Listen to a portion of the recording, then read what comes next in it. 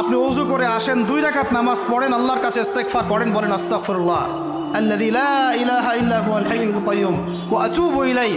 আল্লাহ পাক এক মুহূর্তে আপনার সব পাপ তো মাফ করে দিবেনই, সব গুনাহকে নেকি দিয়ে পরিবর্তন করে দিবেন ইনশাআল্লাহ।